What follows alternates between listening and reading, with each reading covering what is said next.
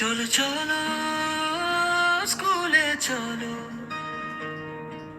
স্বপ্নগুলো সাথে নাও। আমি নিকুঞ্জপুর উচ্চ বিদ্যালয়ের সহশিক্ষিকা জয়িতা ব্যানার্জি একটি বিশেষ আবেদন নিয়ে নিকুঞ্জপুর গ্রামবাসীর কাছে পৌঁছেছি।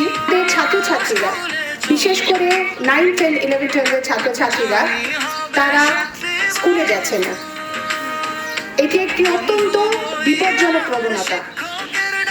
সেই প্রবণতা কাটিয়ে ওঠার জন্যে আজকে আমি এসে পৌঁছেছি আপনাদের গ্রামে, আপনাদের দরজায় দরজায়। মূলত এসেছি অভিভাবিকাদের কাছে, গার্জেনদের কাছে। তাদেরকে আমার বিনীত অনুরোধ, আপনারা আপনাদের ছেলে মেয়েদের স্কুল যেতে বলুন, স্কুলে পাঠান। স্কুলে আমাদের নিয়মিত ক্লাস হচ্ছে, সেই ক্লাসগুলো করতে বলুন।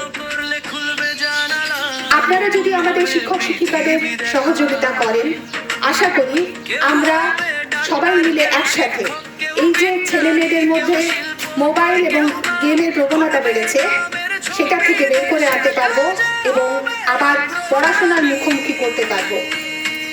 আমি 25 বছর এই বিদ্যালয়ে শিক্ষকতা করছি। সেই 25 বছর শিক্ষকতায় নিকুঞ্জপুর উচ্চ বিদ্যালয় আমাকে শিখিয়েছে অনেক কিছু।